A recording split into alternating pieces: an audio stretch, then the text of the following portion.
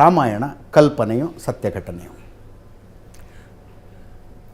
ರಾಮಾಯಣ ಐತಿಹಾಸಿಕ ಅಂತ ಒಪ್ಕೊಳ್ಳಿಕ್ಕೆ ನಾನು ತಯಾರಿಲ್ಲ. ಓಕೆ, ಅದು ಕಾಲ್ಪನಿಕ ಕಥೆ. ಕಾಲ್ಪನಿಕ ಕಥೆ ಅದು ಬಹುಪಾಲು ಕಾಲ್ಪನಿಕ. ರಾಮ ಶಂಭುಕನ ವಧೆ ಮಾಡಿದ್ದಕ್ಕೆ ನೀವು ವಾಲ್ಮೀಕಿನ ಬೈಬೇಕಾ ರಾಮನ ಬೈಬೇಕಾ?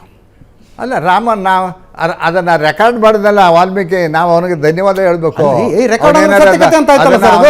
ಅವನ ಅದನ್ನು ದಾಖಲಿಸ್ತಾ ಇದ್ರೆ ಇವು ಕೊಲೆ ಮಾಡಿದ್ದೆ ನಮ್ಗೆ ಗೊತ್ತಾಗ್ತಾ ಇಲ್ಲ. ಹಾಗಿದ್ರೆ ಐತಿಹಾಸಿಕ ಅಂತ ಒಪ್ಕೊಳ್ಳಿ.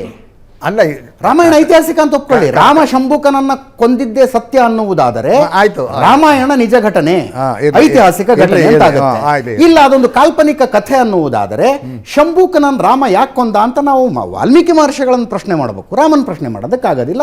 ಕಾಲ್ಪನಿಕ ಕಥೆ ಅದು ಎರಡು ಒಂದೇ. ನೀವು ವಾಲ್ಮೀಕಿ ಪ್ರಶ್ನೆ ಮಾಡಿದ್ರು ಅದೇ, ರಾಮನ್ ಪ್ರಶ್ನೆ ಮಾಡಿದ್ರು ಅದೇ, ವಸ್ತು ಒಂದೇನೆ. ಇದು ಹೆಂಗೆ? ವಸ್ತು ಒಂದೇನೆ ಅಲ್ವಾ? ವಸ್ತು ಒಂದೇ ಅಲ್ಲ ಸರ್. ಈಗ ಎಸ್.ಎಲ್. ಭೈರಪ್ಪನವರ ಕಾದಂಬರಿಯಲ್ಲಿ ಒಂದು ಪಾತ್ರ, ಗಂಡು ಪಾತ್ರ ಹೆಣ್ಣು ಪಾತ್ರದ ಮೇಲೆ ದಬ್ಬಾಳಿಕೆ ಮಾಡಿದರೆ ನಾವು ಪ್ರಶ್ನೆ ಎಸ್.ಎಲ್. ಭೈರಪ್ಪನವ್ರನ್ನೇ ಮಾಡಬೇಕು. ಯಾಕಂದರೆ ಆ ಕಾದಂಬರಿ ಎಸ್.ಎಲ್. ಭೈರಪ್ಪನವರ ಕಲ್ಪನೆ. ಹಾಗೆ ನಾನು ನಿಮ್ಮನ್ನು ಕೇಳ್ತಾ ಇದ್ದೀನಿ, ರಾಮಾಯಣ ಕಾಲ್ಪನಿಕ ಅನ್ನುವುದಾದರೆ ರಾಮ ಮಾಡಿದ ಅಷ್ಟೂ ಕೆಲಸಗಳಿಗೆ ವಾಲ್ಮೀಕಿ ಮಹರ್ಷಿಗಳೇ ಉತ್ತರದಾಯಿಗಳು. ಯಾಕೆ ವಾಲ್ಮೀಕಿನ ತಪ್ಪಿತಸ್ಥ ಅಂತ ಹೇಳಿ, ಒಳ್ಳೆಯದು, ಸಂತೋಷ. ವಾಲ್ಮೀಕಿ ಬ್ರಾಹ್ಮಣರು, ವಾಲ್ಮೀಕಿ ಶೂದ್ರರು. ಅಲ್ಲಿ ನಾನು ರಾಮ ಮಂದಿರ ಏಕೆ ಬೇಡ ಅನ್ನೋ ಪುಸ್ತಕದಲ್ಲಿ ದಾಖಲೆ ಕೊಟ್ಟಿದ್ದೇನೆ. ವಾಲ್ಮೀಕಿ ಅವನು ಏನು ಬೇಡ ಬೇಡ ಬೇಡ ಎನ್ನುವ ಮಾತು ಎಲ್ಲೂ ಬಂದಿಲ್ಲ. ಅವನು ಬ್ರಾಹ್ಮಣ ಅಂತಲೇ ಅದೇ ದಾಖಲಾಗಿರೋದು. ಉತ್ತರಾಖಂಡದಲ್ಲಿ ನೀವು ಕೋಟ್ ಮಾಡಿರೋದು ಓದ್ಬಿಡ್ತೀನಿ.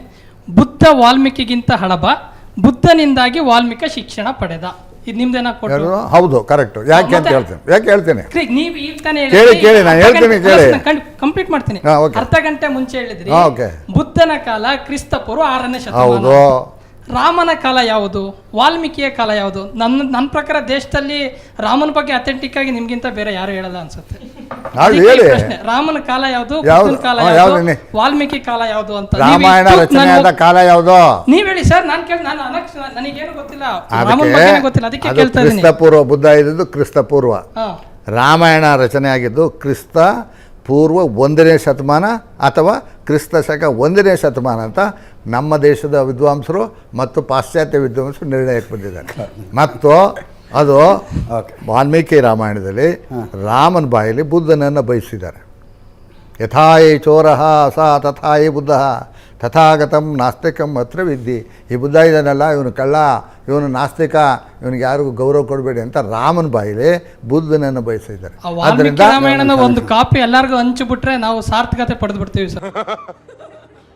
ಅಯ್ಯೋ, ಎಲ್ಲ ಕಡೆ ಇದೆ, ಅದಕ್ಕೆ ನೀವು ನಾನೇ ಕೊಂಡ್ಕೊಳ್ಳಿ.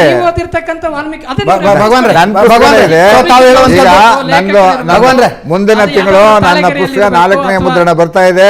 ದಯವಿಟ್ಟು ನೀವೆಲ್ಲ ಕೊಂಡ್ಕೊಳ್ಳಿ. ತಾವು ಹೇಳುವಂಥದ್ದು 1ನೇ ಶತಮಾನದಕ್ಕಿಂತ ಮುಂಚಿನ ಯಾವ ಗ್ರಂಥಗಳಲ್ಲೂ ರಾಮಾಯಣದ ಪ್ರಸ್ತಾಪ ಇಲ್ಲ ಅಂತ ಹೇಳ್ತೀರಿ ನೀವು? ಯಾವ ಹಿಂದೂ ನನಗೆ ತಿಳಿದಿರೋಷ್ಟು ನಾನು ಹೇಳ್ತಾ ಇದ್ದೀನಿ.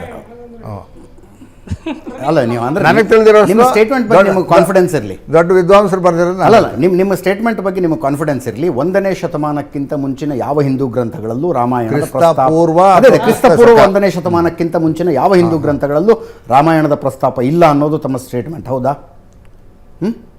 ನನಗೆ ತಿಳಿದಷ್ಟು ನಾನು ಹೇಳಿದ್ದೀನಿ. ಹೇಳಿ, ನಿಮ್ಗೆ ಇದ್ದರೆ ಹೇಳಿ.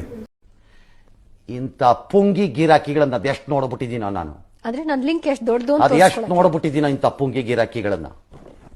ಇದನ್ನ ನಂಬ್ಕೊಂಡು ಹೋದ್ರೆ ಅಷ್ಟೇ ಈ ಗಿರಾಕಿಗಳ ಪೊಟ್ಟು.